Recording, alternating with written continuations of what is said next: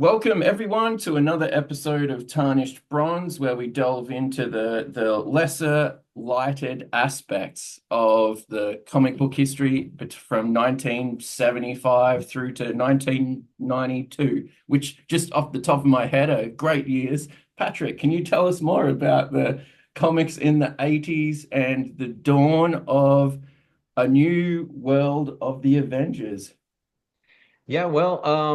Here we have Avengers number 301. So we had the big anniversary issue that was a total bust at 300, and Walter Simonson, who had a very brief stint, is already gone. He's flown the coop and been replaced again by Ralph Macchio, who had replaced Roger Stern. So we've gone back to Ralph Macchio. He wrote the Heavy Metal series, if you remember, and it's kind of weird because if I didn't know better, I would not have guessed the same person wrote these two stories. If only we could have had something of the quality of heavy metal, which is gonna sort of maybe highlight just how strange this whole three-issue series, might I add, is, Patrick.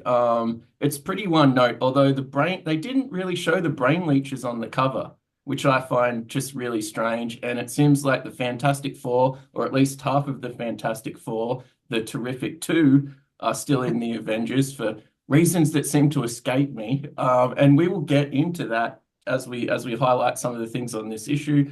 But the main draw here is some fan favorite characters are going to come back into the Avengers. I think Star Fox, for one, has a few cameos here, and some guy called Nova, who will apparently go on to great things in the late 80s and early 90s. But maybe we wouldn't know it from these issues, Patrick. So Oh, how are I we, think you mean Quasar. Quasar? Yeah, how are Yeah. we starting here? I will say too, by the way, I just happened upon a post online of the cover of 300, and so of course I had to read the comments because I just read it relatively recently. Universally panned. This is the worst group of Avengers ever, the worst lineup ever. Why are the Fantastic Four in this group? By the way, people did mention why didn't they have, modified uniforms, and everybody hated the cow's head. Like, these were not comments, unfortunately, on our video. So, but if we could, but it was definitely the kind of comments that you would have hoped for. It just seems really strange, a really strange period. Marvel is going gangbusters. Well, they've beaten bankruptcy for the first time. It'll come down and haunt them down the pike. Um, the X-Men and a lot of the other characters, Punisher is just like gone from being a sidekick or a side guest star in a whole bunch of shows into now being like a major draw himself. The She-Hulk is big right now. Things are going well for Marvel, but the Avengers for the past sort of 12 issues has just been really hit and miss. And now we've settled on an Inhuman, some really dull characters compared to that sort of golden age of She-Hulk and Black Knight. And even I harken back, I hate to say it, but like at least Dr. Druid was interesting. He was a guy that you really liked to hate. This just seems sort of a really strange period, Patrick, and it's not due to lack of trying. Like Ralph Macchio has done a good series on heavy metal, and the art here is by Bob Hall and Don Heck, who have done Avengers in the past, as recently as some of the Stern, like the start of the Stern run. So these aren't people who are just like trying to find their way in the Avengers. So um Patrick, like, why are we even here after that abomination of issue 300? Yeah, so we've settled, as you said, on our current team of Avengers is old timers Thor and Captain America, who is leading as I guess she's Captain America again.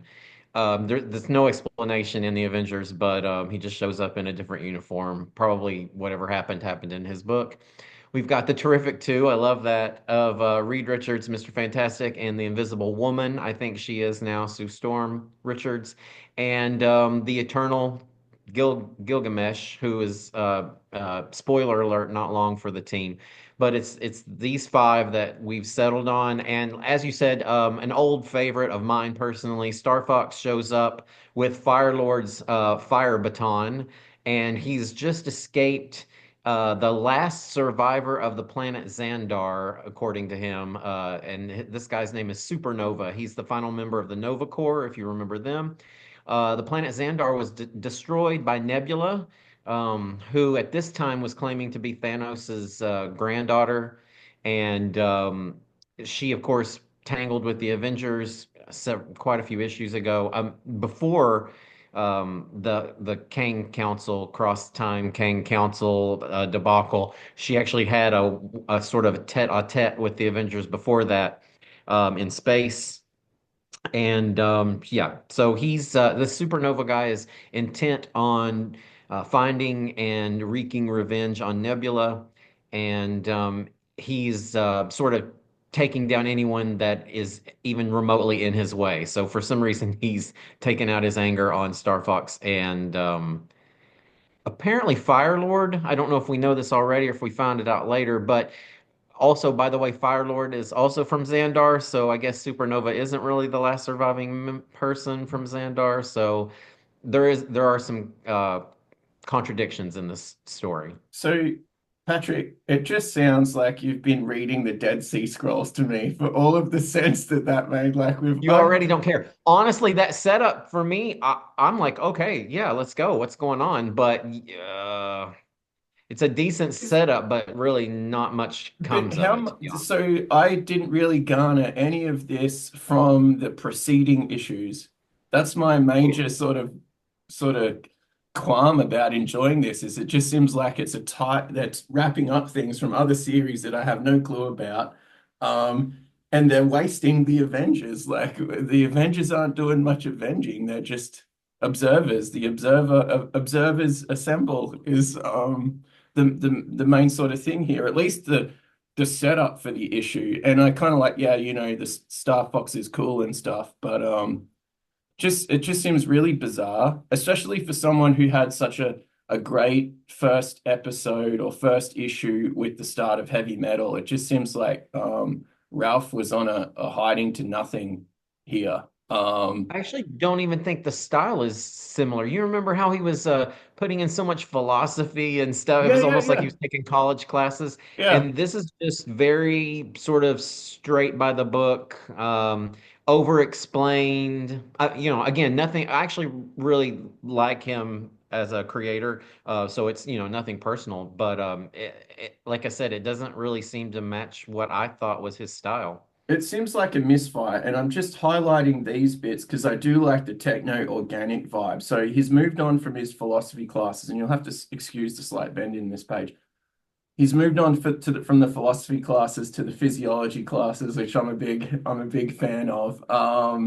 But there's this cool techno-organic vibe going on in the backgrounds, which I'm always a sucker. I love that H.R. Geiger alien sort of stuff. Like it kind of reminds me of that. I mean, if copyright was no issue, everyone should just do their backgrounds from paste ups from those alien films, and I'd be a very happy comic reader. Um, and I do think that the costumes kind of look cool with that. The last time we saw the Avengers in space, they had sort of a dumb outfit. This time it kind of like is just a helmet over their normal clothes. So I'm kind of appreciating that. So it's not all it's not bad. It's just a sort of some strange story choices, Patrick. And I've then noticed there's more also this trend. techno-organics, and then there's the brains you can see in the background, or the brains and a little bit of brainstem, which is my favorite part of the brain. But yeah. Brain always the best way to order brains is always stem attached. Yeah. Um, it's just there's a definitely a trend in these three issues of over explaining things. And like that's very old school comics, right? Instead of just letting things happen or letting the reader fill in the gaps, there's a lot of hand holding. But yeah, they defeat the flying brains. I can only assume that the artist wanted to draw a bunch of flying brains because it was just really out of the blue. It's like just pick this random thing, a brain, and then we're gonna put a metal stem on it, and we're gonna have them flying around in space. It's like, what does that have to do with Xandar and Supernova, and why are these things guarding his ship? Well, I don't know. The other thing I was gonna mention too, well, two things from your previous panel. One is the Avengers are now flying around in the Fantastic Car, right? That tub that looks like a child's bath toy, which is just kind of weird. I hate that thing. And also, now granted, they're from different branches, but Star Fox and Gilgamesh are both Eternals. And what a wasted opportunity that Oh those. yeah, I might have misspoke. I called them Inhumans before. They're Eternals. So save the hate for the comments. Yeah, it seems to me You bizarre that never, they don't know each other, or they you don't. never know what's going on or what race anybody is, Yeah, yeah. I don't know if they had a falling out and they're some sort of like family or caste Well, and rivalry. Star Fox knows that branch of the Eternals because he was in the Avengers when they went to Olympia or wherever they are. That's around I want to say 250 maybe, and Okay. that's kind of where I started reading the Avengers. So I'm just so glad that we have a Talmudic scholar of the Avengers with us today because this stuff it was just a little bit impenetrable for me, Patrick. I didn't know why I would care. I was like, give me more cool drawings of the brains. And I think you were very true about the over explanation. The reason Lovecraft's Cthulhu works so well is because your mind fills in the gaps about this ancient yet like ancient reptilian monster. If they had have just left the gaps in, then I think it would have had more sort of suspense. Does that make sense to you, Patrick? It just seems like a bizarre sort of way of It doing definitely it. would it And definitely would have read better too, right? Just a smoother reading and sort of entertainment experience. And then I am going to give the creators a little bit of credit. Maybe Ralph was trying to get at sort of Mr. Fantastic being a know-it-all, because this will come down the pike in the next couple of issues. Do you think that that was a part of it? Like we're going to verbalize this sort of thing, like you know, kind of like a Doctor Doom soliloquy style, just to kind of like make the reader aware that this sort of there's some unsettling assumptions made by Mr. Fantastic and his role in in the Avengers team compared to being the head of Marvel's first family. Am I just trying to be kind, Patrick, or is that a bit of setup? It's possible if he was the only one that was talking too much, but I mean, I think that's fair. It's possible. But but yeah, I actually think that there were other characters that are kind of like over explaining too. So to be fair, I'm gonna just play it down the middle. Now I love Firelord. Actually, he's a character that I've always really enjoyed. I feel like he's been done dirty by Marvel multiple times.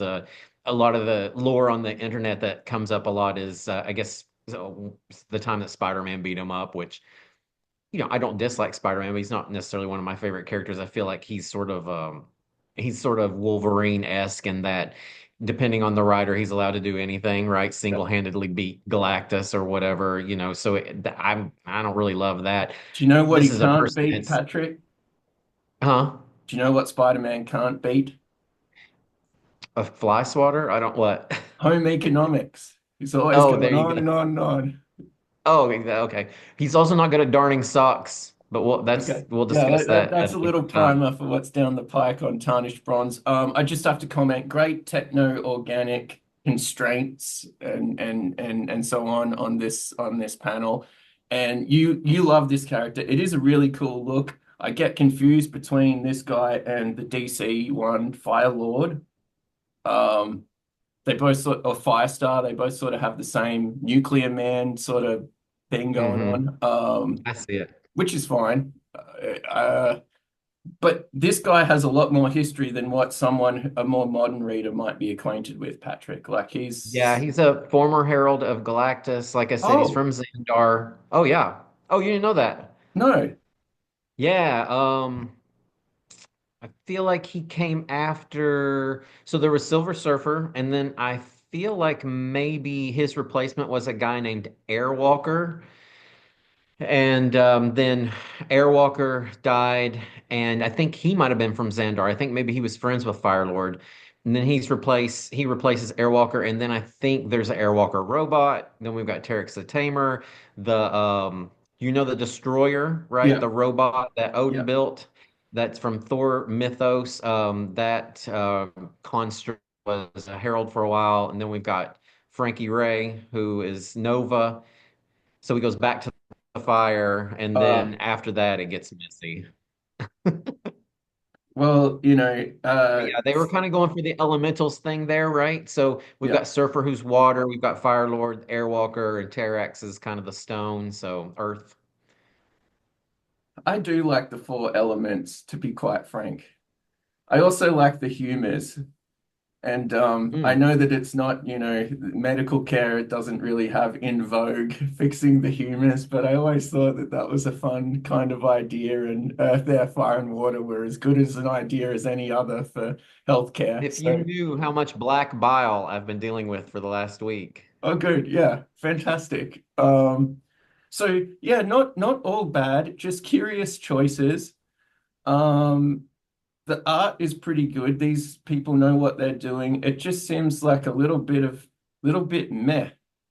And the Mhm. problem with a little bit meh is that there's now three issues of this, Patrick. So like, and we haven't even got to the resolution of the thing that we were meant to be resolving until the very final panel, which this just looks so curious to me, Patrick. Like the this Why panel. is he a giant? I don't know why. The only other time I've seen this person is in normal proportions. I don't know how the capes are going in space or in like the physiology of this thing. I would have left the capes at home if I was going to go into some sort of space thing without any gravity. Like I think that would just sort of disrupt my field of vision, Patrick. I don't know about you. It just I just want to impress this again. I mean, in capital letters, this guy's screaming that he's the last son of Xandar. And did I know this on my own? Yes, I absolutely did. But I didn't even have to know that Firelord was from Xandar because I'm certain that it's mentioned in either the first or second Oh, issue I of think this it's three mentioned. issue Yeah, arc. yeah. He's not even the last. 100% it's mentioned. So it wasn't that I just happened to know this. So Oh, okay. Yeah. I don't understand why they keep calling him the last son of Xandar. I don't know. I understand that he's Supernova, the final member of the Nova Corps. That okay, I'm okay with, but why does that make him a giant? I don't think that's ever explained. Do you think it's kind of like Highlander? There can only be one, and he really like the reason that he's sort of arguing with the Avengers is because he needs to like wipe these other guys off the chessboard so that he can be the final boss of Xandar. Like, He thinks that they have hidden Nova away. For some reason, he has it in his head that I mean, not Nova, Nebula. Sorry. yeah, yeah. N- Now I've caught it. Okay, so he thinks that the Avengers are protecting Nebula because somehow he knows that Nebula had infiltrated the Avengers a few issues ago, Okay. right? Yeah, so that makes sense. I do like the call back to Nebula, but it wasn't necessarily like front of my mind while I was reading this, and then it just got very peculiar with the brains, which once again were explained to death, and I could have just done it with like, maybe this environment preys on our deepest sort of primal fear or something, and then just leave it at that. But Mr. Fantastic has to go on and on and on. Just some sort of strange stuff going on, Patrick. And just very middling. Like there's nothing wrong with if you take all of these individual panels and the poses are all cool and like I mean I'm trying to give some credit to Ralph with the he's trying to set up this dialogue that will pay off down the line. Although there's no real payoff because we're going to be in the hands of John Byrne soon. So I don't know what is the point of these issues to to I just be mean, I think perfectly they're frank. definitely fill-ins, right? I feel like somebody in the comments of one of the things I read said that they felt for certain that once Simonson introduced this group of Avengers, that editorial was like absolutely not, and that he got switched quickly to some other book. I can't So I've remember. got it in my notes. Walt Simonson is not on an anti-Big Two tirade. He will work for Marvel later. He will work for DC later. Indeed, he'll do some of his best work, to be quite frank, I think, in some Hawkman and some New God stuff. Um, this guy is at the top of his game doing Thor. He obviously wanted this to succeed. He, for some reason, liked these characters. He's hired onto the Avengers. Jim Shooter has left in the calendar year about 12 months ago, but probably the setup to get Walt Simonson started on these issues is like way longer than that. I think we discussed that a little bit in our last sort of Avengers thing. I think there was a big corporate shakeup, and maybe he just had sort of jack of it, Patrick. And whatever that plan was for that long extended sort of run with these Kangs and so on was just jettisoned, and then they're stuck with these characters that they didn't have the final part of their arc. Like, I still don't know why we're meant to care about these guys, and they've been in the last 6 or 7 issues. I like the Fantastic Four, but they seem a bizarre choice here. Franklin Richards irritates me. Valeria is Same. by far, I might have said the last time, like the best of the children characters. The next issue, 302, is part two of this amazing saga, and we are introducing the West Coast Avengers now into this thing. So, Patrick, I'm glad that you're an Old Testament Avengers scholar because, like, once again, we are getting into the weeds of some characters. My impression is it Tigra, the cat lady. I think now she is an actual tiger that is like a human hybrid as opposed to a human who's a tiger hybrid. Maybe I'm delving into She's the internet too deeply. okay. So first of all, yeah, the next two issues are. I'm convinced that these are filler issues just to bide time until Byrne gets up to speed on 304. 100% convinced of that, and it just seems like when they need fill in between artists or excuse me, writers that are going to be around for a while, they just grab Macchio and make him do it. Like he takes time off from whatever college courses he's taking and writes a treatise on what economics or physics or physiology. But these two issues are very much like throwing spaghetti against the wall. We've got team ups upon team ups upon team ups. None of them come to fruition, really. I mean, they're just like you would expect this is like an annual size, like, oh my God, all these characters are going to interact and this is going to be an amazing bunch of team ups, but it just really it never comes to fruition, in my Yeah, and opinion. I'm not against that. Indeed, you've converted me using a couple of these Justice League issues as like, oh, and we've done Inferno, which I love, and I have no clue about any of those characters mostly, or it's not Invasion. Invasion. I really liked that, probably because I came with a blank slate. And here in 302, we've got Rick Buckler doing the art, and I think I know him from the Death of Jean DeWolf. Like he's really good to be honest in that sort of Buscema. He's got Tom Palmer on ink, so that's why it looks a bit like Buscema. Just really classy sort of guy doing his Clark Kent riff. So I had to put this on here because you could just change the costuming a little bit, and this guy could be on Man of Steel. Oh, the bottom frame is 100% a Superman. That's yeah. So good, just with the blonde hair. Even the face looks like a Superman drawing to me. Yeah, yeah, and he's even got the shtick with the "I have all my stuff under my clothes," although where the cape is, I don't know. Maybe but so like I said, this art is been fun. The brains inside the techno-organic thing last issue were kind of fun. It's just where is the fun in the actual story?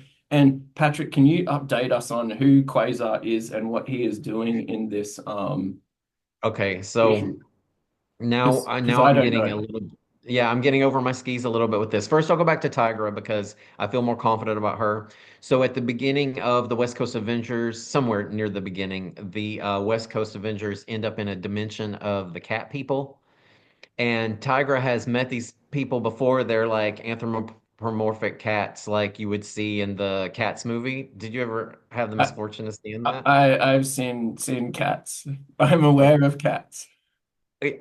Okay, that's not the same as seeing it, but just for anybody watching, No, stage I've seen the musical as well. the So stage yeah, play, the musical yeah. is worth seeing, even though, yeah, I mean, it might not be your thing. The movie is as bad as people say, so we'll just leave that there. But we do find out that Tigra is actually not a woman who sort of has been morphed into a tiger-like creature. She's actually one of these cat people, I think. And there's a lot of muckety muck underneath that, like she's their hero. Yeah, I don't know. It's a mess, but I do think, yeah, she's one of these cat people, I think, at this point. Anyway, Okay. Quasar is the inheritor of these quantum bands. That's what that these this cool jewelry that he's got going on. I actually kind of like the design of this character, and again, spoiler alert, he's going to end up hanging around the Avengers, I think, for a while, if I recall correctly. Now, how he got, I think the quantum bands used to belong to the original Captain Marvel. Oh, yeah, yeah, yeah, I yeah, could be wrong, but I think that's the case, or at least that it's in his milieu, if you will. yeah, So it comes like because I feel like maybe Drax the Destroyer might have worn them for a while. It definitely comes from that sort of Starlin mythos. I'm yeah. not saying that he's the one that invented those, but I'm pretty sure he was writing issues that had to do with this. Now, how this Quasar Wendell Elvis Vaughn, I mean, give his full name. Um, how he came into possession of them, I'm not sure. I I don't know if he had his own series at this time, or Not if he yet. was. So the new here, there's some sort of new universe on the back of some of these issues around the time the new universe is happening. There's also going to be a series with Mark Bagley about these sort of characters, and I think he might be on that. So This is he's pretty just new though. At this time, it's like hard I'm for me sure. to believe how big these characters were. Does that make sense, Patrick? It's hard for me in 2024 to realize like these characters are moving the needle in 1988, 89.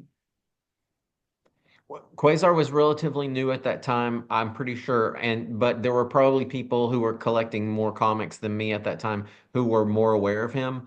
But still, yet he's somebody that we would consider a noob on the scene Yeah. for sure. New Warriors is the thing that will be in the Oh, early 90s. okay, Yeah. okay. Oh, and just to give a little background on this issue, where we stand is Supernova has arrived on Earth. He's gone to Chicago and he's wreaking havoc because, like I said, he thinks that Nebula is hiding somewhere on Earth and that the Avengers are sort of in cahoots with her. And he, on his way out, he blew up his entire ship. So we were left to believe that the Avengers were dead. However, as you can see on this panel, they're not dead. And we go into excruciating detail of how they use their powers to get back to Earth safely. It's if it was done in a page or two, it would have been okay. It basically takes up their story for the entire issue, and it really is tedious, isn't it? Yeah, it just seems like it's just a big misfire. Like this whole thing, I don't really have that many pages. I just love the facial expressions of this. It's almost like too photorealistic. Like there's some weird gums and lips and stuff. The fact that the main issue at hand is a conversation of a guy and someone's hand, like they're just having a chat. It just so bizarre. Patrick, like I don't think anyone goes to a comic book convention and goes, "Oh, remember how great it was when Hawkeye was just chatting with Nova in the palm of his hand for what seems like pages and pages and pages, and the rest of the East Coast Avengers was stuck in space trying to make a snowball that Thor was using his like super breath to blow back to Earth. Remember how amazing that issue was? It was great. The good Yeah, old days. yeah, just So yeah, just my favorite so thing, strange.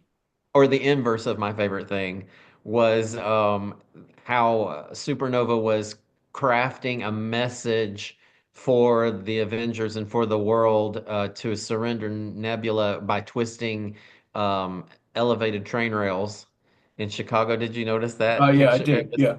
It was so cringe. I mean, like that's definitely, I guess, for the kids. I don't know. I don't really know who that's for. And who came up with that? Did the author tell the artist, or was that the artist's own, like, you know,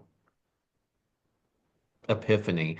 But basically, what we're seeing here is Hawkeye's buying time, just like Ralph Macchio is in these three uh, Oh yeah. issues. So Patrick, in He's my notes, all I have he's for that all I have for this page in my notes is dull space scene, and so that's you put as much effort as the creative team.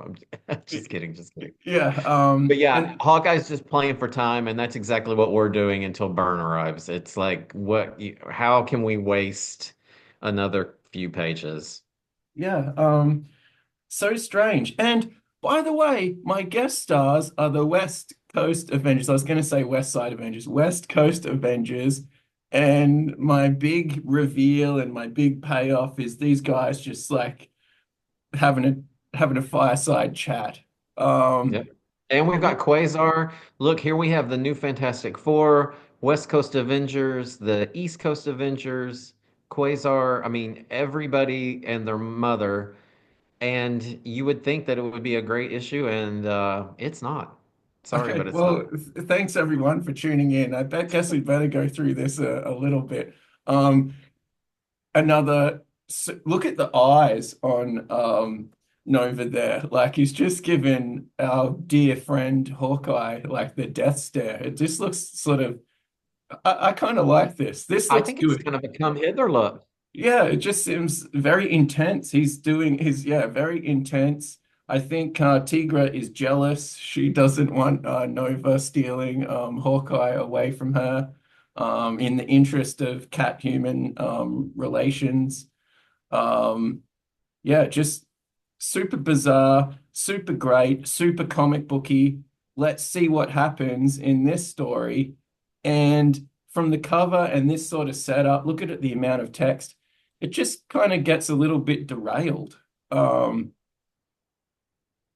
and Nova's just decided that it's enough. Now I'm just going to destroy Chicago. So I don't actually have a note on this besides it seems like Nova just wants to play with his action figures and that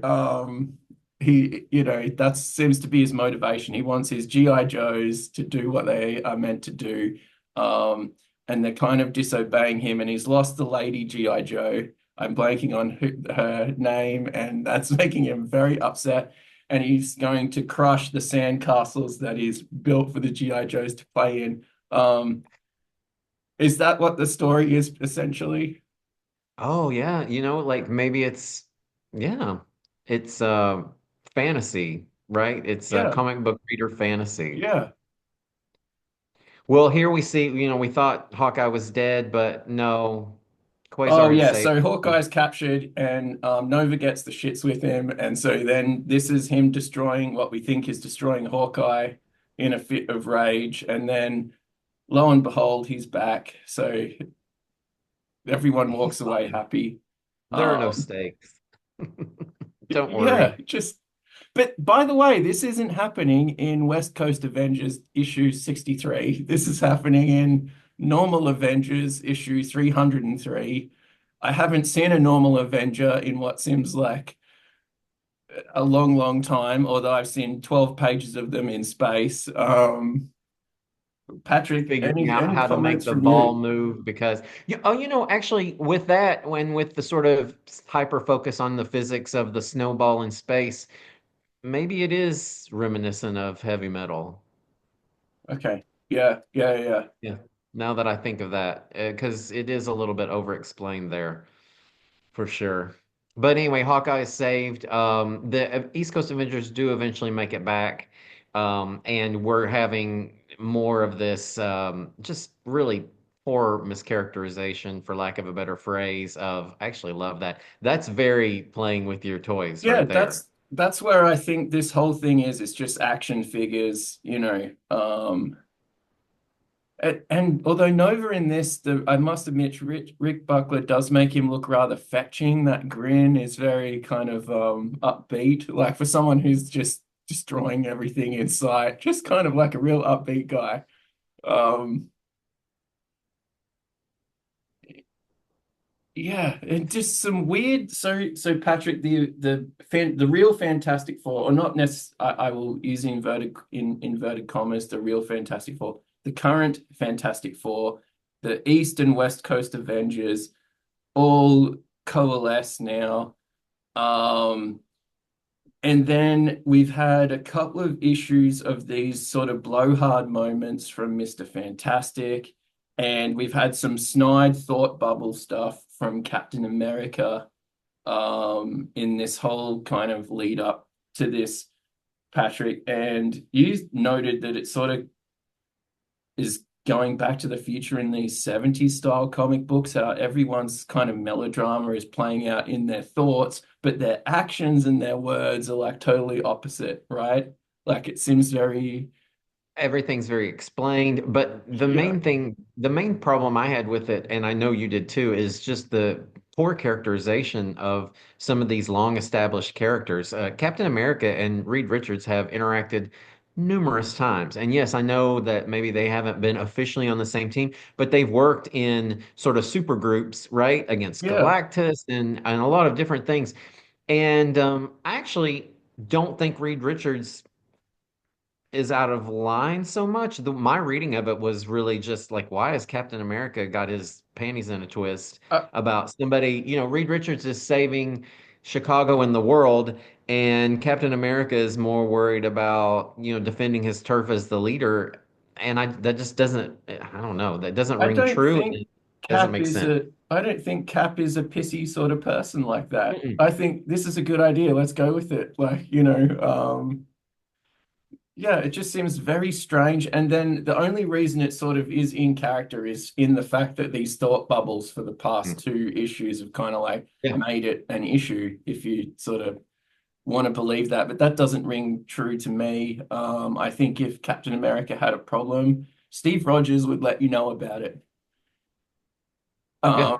He In a wouldn't. constructive way that like a leader would, right? He's supposed to be one of the best leaders, and the leaders don't have egos when it comes to leadership, and they don't really respond negatively to having their toes stepped on. It's just not when you're confident in your leadership abilities, you don't really do that. I'm not going to say how I know that, but I So have some yeah, experience in this area. that seems pretty true to me. And Patrick, if I was in some sort of world where there were brainstem creatures like out to get me, I'd go, well, maybe Mr. Fantastic would know a bit more about this than what World War II veteran Steve Rogers would, for example.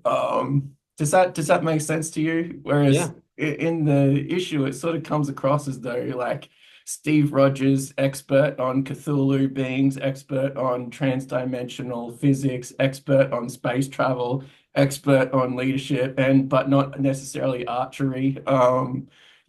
Just so strange. Um, I think that we're almost ready for a John Byrne reboot. Yeah, Oh, it's almost time. oh, I almost feel like maybe they needed some B plot, and maybe that's why but I feel like there were other choices there. Like I said, they even could have gone with the whole Star Fox Gilgamesh connection. They could have gone with Fire Lord having some connection to Supernova because they're both Xandarian. I don't know. But yeah, this is how we end with Captain America looming in the background, a la Dr. Druid, yeah. and and wanting to undercut his own teammates. It's bizarre. Is he the new Dr. Druid? Is So, Nebula behind this? so if just replace Captain America with Namor, and this scene is perfect. Like, how dare Sue Or Dr. Storm Druid? I mean, be, you keep on resisting my desire to reintroduce Dr. Druid to the yeah. proceedings. it just does that make sense? Like it's just a miss. They wanted to do this story beat for whatever reason, and they're like, well, this seems I can understand Gilgamesh, who's like actually the oldest hero ever, being upset that another hero is like, I'm not, you know, Or him and he and Thor, right, could have bumped heads. yeah, they could have done that thing with each other, like I'm the OG sort of fantasy character, or no, I was young when, King Cheops built pyramids or whatever. Like, you could that could be a cool thing to kind of get at. Instead, you get two friends, um, and someone who, for all intents and purposes, is guilty of being jealous that his friend's wife, like, is happy that her husband succeeded. Does that make sense to you, Patrick? This issue doesn't make sense to me, but does that interpretation make sense? Yeah, your interpretation makes way more sense than the writing of this issue. And like I said, and that's no shade to the creators because, like I said, I've liked other things that Macchio has written. I don't maybe he inherited this B plot somehow, but it's just not good. I mean, it doesn't make any sense. This Captain is a America great would picture not of behave Reed like Richards that. victorious, though. Like, what a cool, that could be on a high school yearbook after you've won the basketball championships. Like, it's a fantastic drawing. It's just the fact that scowling Captain America in the background, slightly out of focus, just like is the best ever. Yeah, any more comments about this, Patrick? Because we do, I've got a couple of little comments, besides the ones that we've No, hit me already with them. Let's um, hear it. Gilgamesh and Thor, we just came up with a good plot line for them, but they just seem really boring together.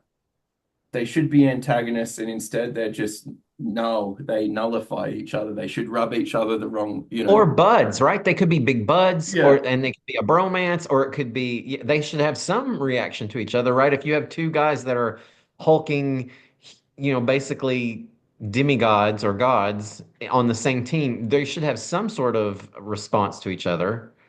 So I also saw no comedic foil in this team. So there's no She-Hulk and Hawkeye. And the reason that Hawkeye steals all the scenes, besides being in the palm of Nova's hands, is the fact that he like has a personality. Um, that That's a good grates point. or is different to all of the other ones. Like you've got duplicate leaders, duplicate medieval heroes, duplicate strongmen. There's Well, no and even in the West Coast Avengers, you're right. Hawkeye plays that role, but they've also got Tigra, also is kind of a She-Hulk kind of character with her wisecracks and whatnot, and she's always sort of over sexualized. And but that's a good point. I don't necessarily think of that because I don't love comic relief, but it is sort of an essential element when you've got a team. They only have five people, and a lot of times these groups they usually stick with odd numbers, but usually I feel like seven is maybe more of a common trope for number of characters. So maybe that's holding them. Besides, they have these duplicates, right? They have multiple leaders who are kind of, for lack of a better word, stoic, right? I mean, Reed yeah, Richards and Steve Rogers are both kind of like the stoic, stiff upper lip kind of, they're supposed to both be rational, yeah. calm. I mean, they're mischaracterized, right? Especially Captain America. And then you've got the doubles with Gilgamesh and Thor with the inability of having them interact or have much sort of response to each other. And then you've got the Invisible Woman who still she's actually being written the way she was back in the day, which where she really doesn't have much of a personality either, does she? I mean, I didn't get much from her.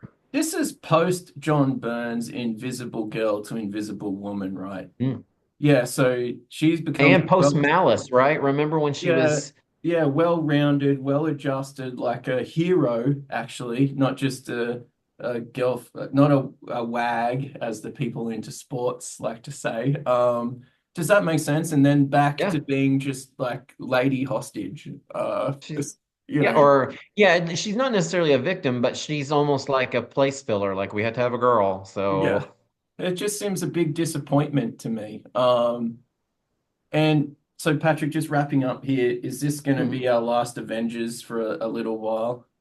Or do we have some more before John Byrne comes up? I think 304 is burn.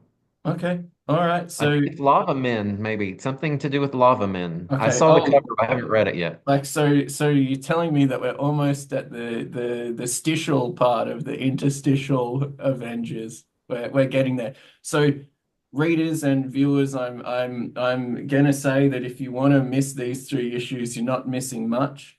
We will persist with our Avengers coverage down the pike. We do have John Byrne coming along, and Paul Ryan will be the artist, and he'll do a lot of art for Marvel in the 80s and 90s. And he's kind of actually a revelation. Like he's one of these quiet achievers. He's in the upper echelon of that those kind of like really good career solid artists. He's one of the few people who's done Batman. He's done Spider-Man, the Fantastic Four, the Avengers, the JLA, and he's also done the comic strip heroes like the Phantom and Flash Gordon. So he has the full set of of stuff. So I'm actually looking forward to that, seeing if he can jazz up this kind of like maybe if he gets a good lineup. Maybe John Byrne can steal back all the West Coast Avengers that he stole for West Coast Avengers. So Patrick, that I'm I'm not. kind of excited by that. I'm excited to give it a try. I'm not. I'm a little worried, to be honest, because I feel like I'm I'm not sure that Burns' run on the regular Avengers at this time is maybe held in high regard. But I'm wondering if we'll agree with that, or if we'll actually be able to find good things about it, because we both are fans of his. So, and it would be. I feel like it'll be hard for me not to like something of Yeah. his, but I do have some, full disclosure, some of these that are coming up after 303, I'm certain that I had, but I don't remember them very well, which makes me think that maybe they're a bit forgettable. So we'll see. I'm not sure about the lineup, and I know Quasar's there. I think we get Cersei replaces Gilgamesh as the Resident Eternal. So we'll just have to see how it goes. All right, everyone, stay tuned for the next issue of Tarnished Bronze. You can like, follow, and subscribe below.